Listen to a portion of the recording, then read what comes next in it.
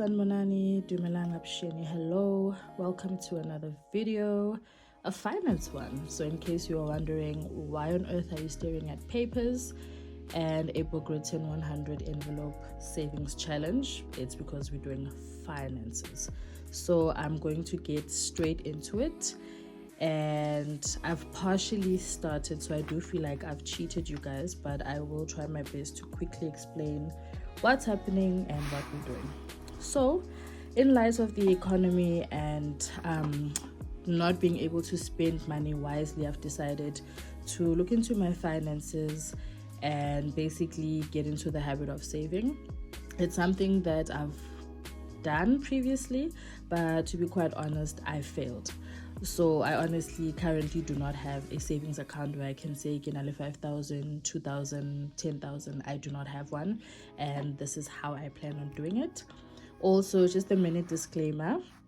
As you can see here at the bottom, this is written Norma's diary. So she has influenced me quite a bit, and I guess she's also part of the reason why I have decided to start on this journey and share it with you guys. So what she does is she also has her own platform where she shares saving tips.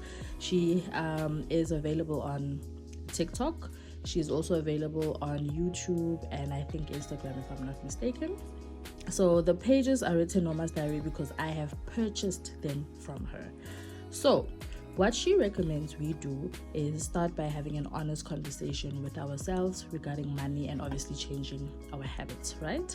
Now, yes, I understand at the top of the page, it's written January exercise. It's not January, we are in June.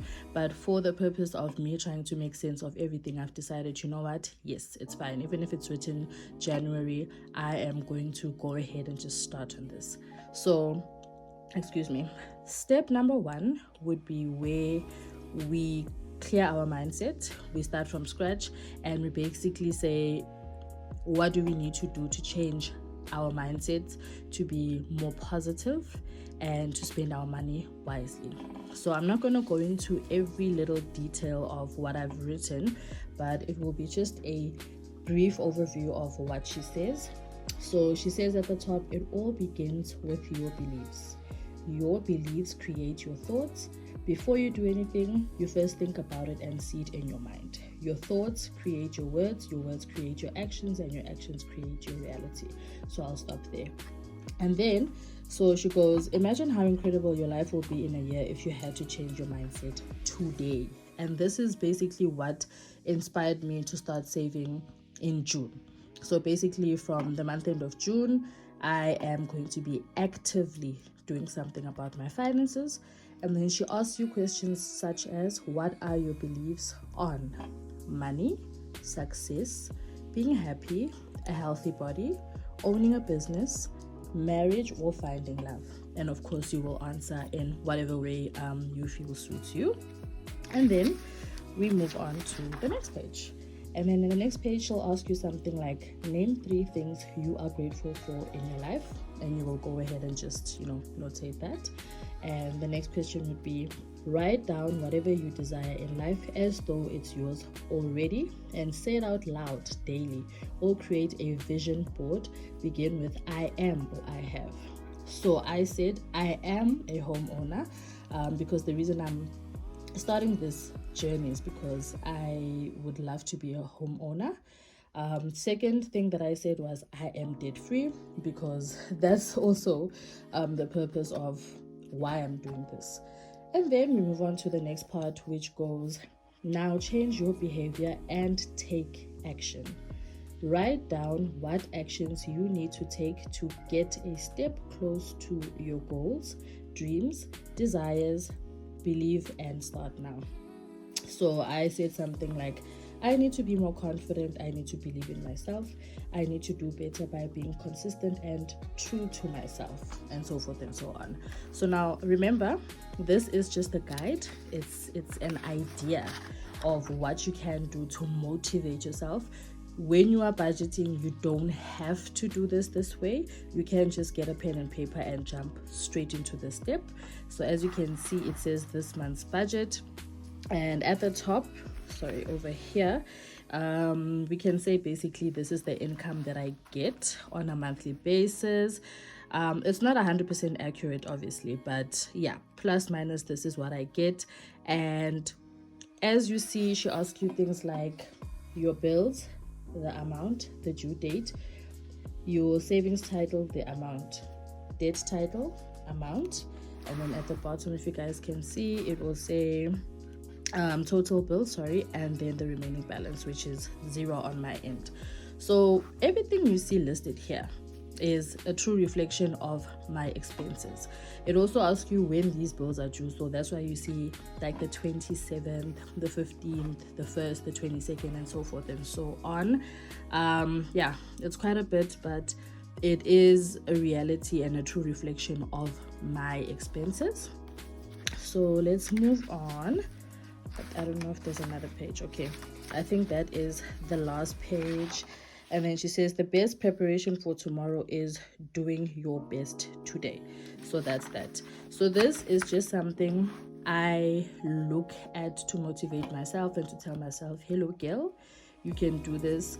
No matter how much you earn, no matter what time of year it is, we are doing this. All right, so let's jump into what I've done so far. So I'm just going to put this to the side. So what I've done is I've purchased myself a budget binder. I got this on Takealot, but Norma actually does sell these as well. So over here we have a budget sheet similar to the page I just opened, and this is where you would basically write down your expenses, how much you are using and for what. Okay, so we'll get into detail once there's actually money available and we're doing it word for word, but for now, just so you have an idea. So these are my this is where I'll be cash stuffing. So I'll be cash stuffing money for my transport. I will be cash stuffing money for my electricity and gas. I will be cash stuffing for food, which is like bread, not necessarily groceries, so bread, vegetables and fruits. And then over here is personal care, so doing the nails, doing our hair, this is where I'll put the money. Clothing, that's for me and my son. My husband's one is completely different to this folder. And then last but definitely not least is savings. So obviously, as you can see, there's already an envelope, or rather 3 envelopes in here. And that's why I say to you guys, I've partially started. So okay, envelope number 1, I decided to start on saving 10 rands. Okay, and obviously I need to now fill up all these lines, and then I'll calculate and let you know how much I've saved. But for now, 10, 20, 30, 40, 50, 60, and then proof of purchase or payment.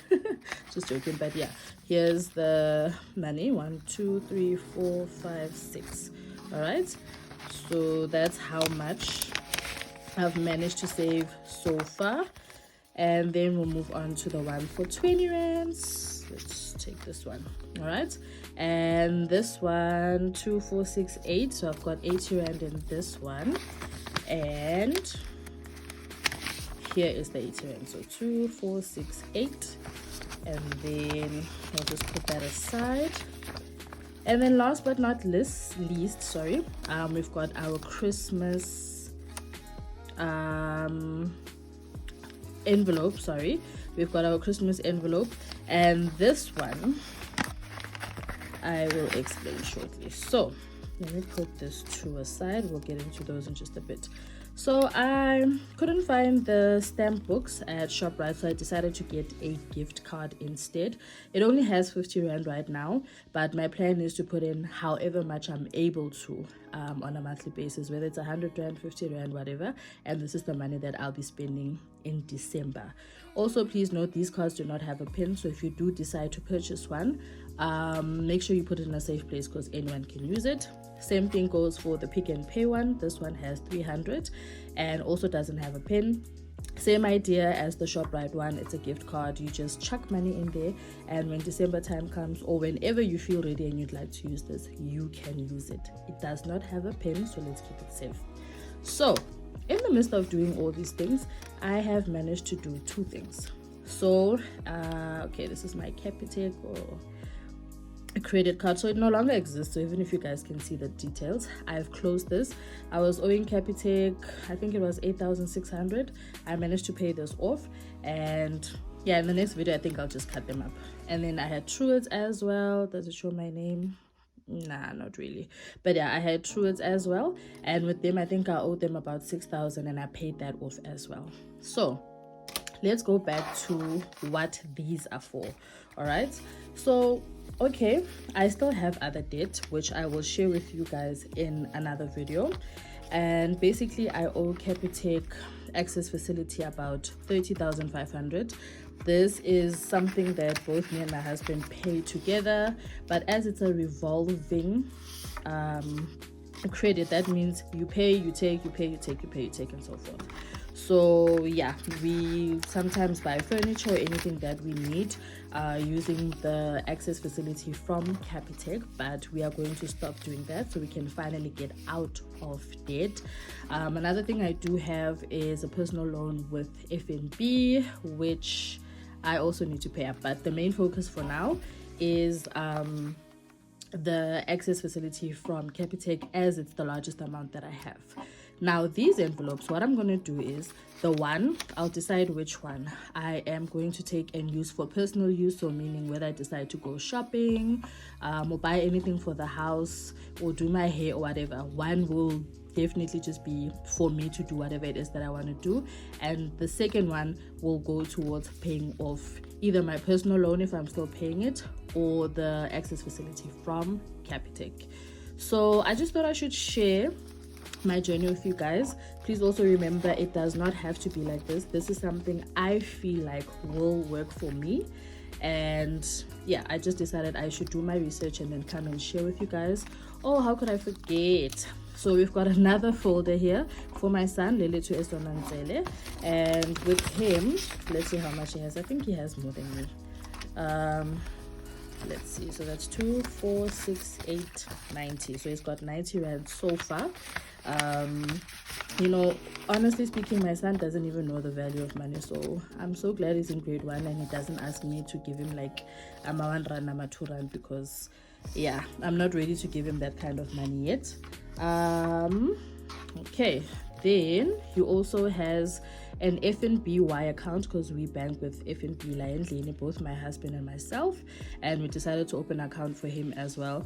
And his paternal grandmother does uyamfakela on a monthly basis on here, and myself and my husband try to do the same. So I will not disclose how much is here, but that's for his own personal use. This is just to share that kids can also have their own accounts for those who do not know.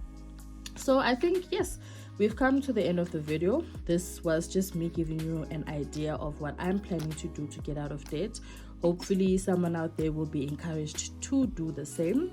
I know it's not easy. I know budgeting is boring. I know saving is hard, but let's start, let's try, let's see how far it gets us, and I'm sure we'll make it. All right, again, you do not need to buy a budget binder. You are more than welcome to just use a pen and paper, and that should be fine.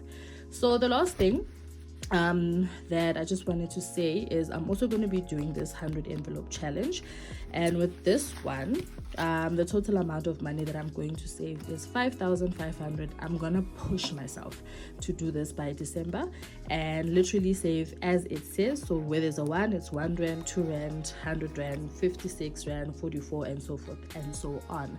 But next year, January, what I'm going to do is I'm going to add a 0. So 10 rand, 20 rand, where it says 100 will be 1,000, and so forth and so on.